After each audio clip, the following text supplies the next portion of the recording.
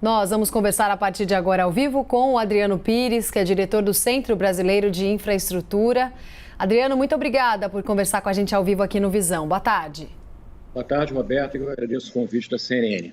Adriano, qual é o seu olhar, a sua visão? Como é que você avalia esses dois projetos que devem ser discutidos, então, tanto na Câmara quanto no Senado, e o quanto que eles podem, de fato, impactar no preço final dos combustíveis, que é a grande discussão?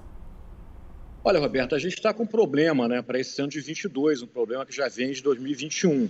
A gente deve continuar com o rally de preços do barril do petróleo e eu acredito também que esse ano você não vai ter uma valorização do real frente ao dólar. Ao contrário, ano eleitoral você costuma até aumentar essa depreciação real frente ao dólar. Então, portanto, você vai ter um ano que os combustíveis vão continuar aumentando, Então, você tem que ter alguma atitude, na minha opinião, porque se não tiver uma atitude, você pode causar algum caos social, O problema dos caminhoneiros, o Vale Gás, o Auxílio Gás foi feito ano passado, é um auxílio gás muito tímido, ele só dá essa vantagem a 4, 5 milhões de famílias, a gente tem 17 milhões de famílias inscritas no Bolsa Família, Você também tem a questão do transporte urbano, Lembra que no governo da presidente Dilma, quando aumentou a tarifa de ônibus 10 ou 20 centavos, você teve um quebra-quebra na rua. Então, acho que alguma coisa precisa ser feita. E aí você está apresentando essas duas PECs, além das duas PECs, você também tem tramitando no Senado um projeto que altera a metodologia de cálculo de ICMS, que já foi aprovado na Câmara, e também tem um projeto de autoria do senador Rogério Carvalho e relator, o senador Jean Paul Prats, que cria um fundo de estabilização.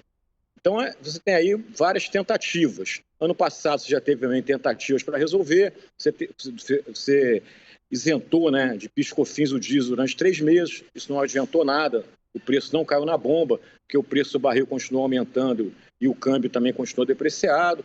Você reduziu a mistura do biodiesel no diesel de 10%, você fez o Vale Gás, o botijão de gás, você também zerou o PIS/COFINS, mas o fato é que o preço do barril e o câmbio continuam sendo aquela tempestade perfeita que acaba levando ao aumento dos preços dos combustíveis na bomba. E a Petrobras está seguindo essa medida, essa política de paridade internacional, que eu acho muito bom.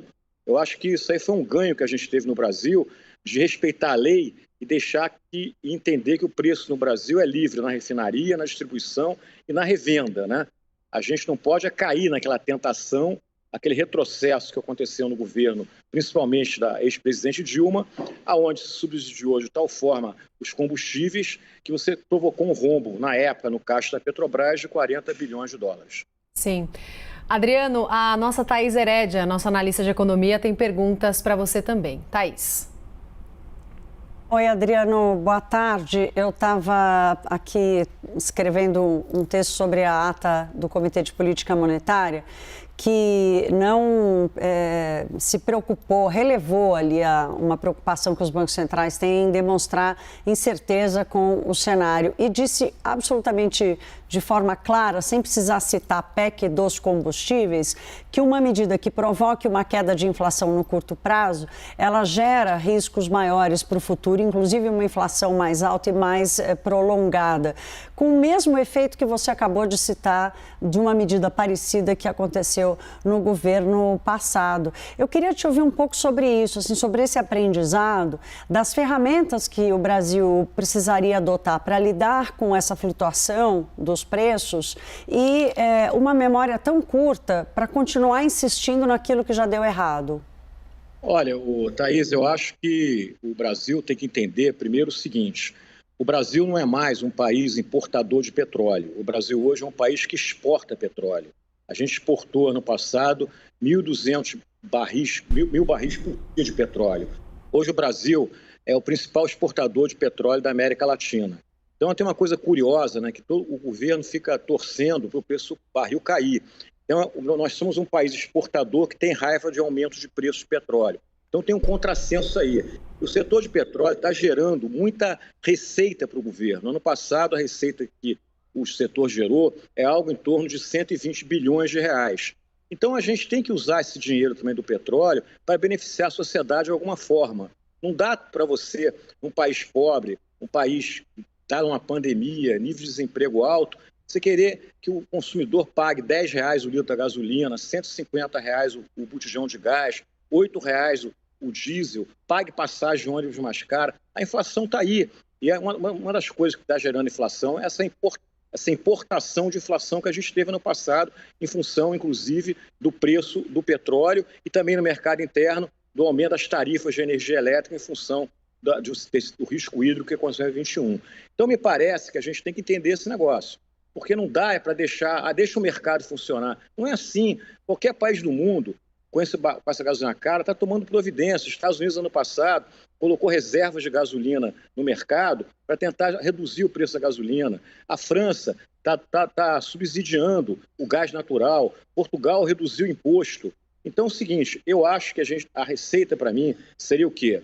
Primeiro, nós não podemos abrir mão desse ganho que a gente teve nos últimos anos de entender que o preço do combustível no Brasil é livre. O governo Bolsonaro foi o único governo nos últimos anos que deu autonomia de preço para a Petrobras. Todos os demais governos interferiram no preço da Petrobras, gerando coisas muito ruins para o acionista e para o país. Então, o que a gente precisa fazer? Nós precisamos, primeiro, uma reforma tributária. Não dá para cobrar ICMS de gasolina, de diesel e até de energia elétrica, que é 29% na média do Brasil, ad valorem. Não dá ficar calculando ICMS a cada 15 dias. Isso aumenta o preço na bomba, isso aumenta a volatilidade. Então, precisamos, com urgência, de uma reforma tributária. O segundo ponto que a gente precisa é resgatar o país, né? O país tem que ter mais credibilidade. Para o quê? Para que o câmbio, né, não fique acima de R$5. Se você tivesse hoje um câmbio a R$4,50, significaria uma redução no preço do diesel da gasolina em algo como 14%. É muita coisa.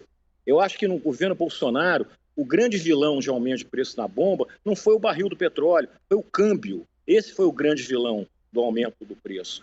Outra coisa que a gente precisa fazer é criar realmente, um fundo de estabilização, ou resgatar a CID na origem dela. Porque essa volatilidade do petróleo, ela vai passar, mas vai voltar. Então, quando ela voltar, a gente tem que estar preparado para não deixar essa velocidade, volatilidade e tão rápido ao bolso do consumidor. Tá certo? O fundo é uma coisa para usar um dinheiro momentâneo. E nós vamos usar dinheiro para o fundo do petróleo. Não estou tirando dinheiro de nenhum setor da economia. E como a gente, volto a repetir, vai ser cada vez mais exportador de petróleo, quando o petróleo está caro, você aumenta a arrecadação de royalties, aumenta a arrecadação de uma série de coisas ligadas à indústria de óleo e gás. Então, é um contraciclo. Quando eu preciso de dinheiro para o fundo, é quando eu vou lá pegar o dinheiro no royalties. Quando o petróleo voltar a cair, que vai cair em algum momento, o que a gente tem que fazer? Capitalizar esse fundo. Nós perdemos uma oportunidade histórica de construir esse fundo no início da pandemia, quando o barril do petróleo chegou a $20. Mas, enfim, o grande problema agora é tentar resolver um problema dessa complexidade num ano eleitoral, com petróleo a $90 e câmbio acima de 5. Adriano Pires, muito obrigada pela entrevista aqui no Visão CNN. Até uma próxima. Eu que agradeço. Um abraço a todos.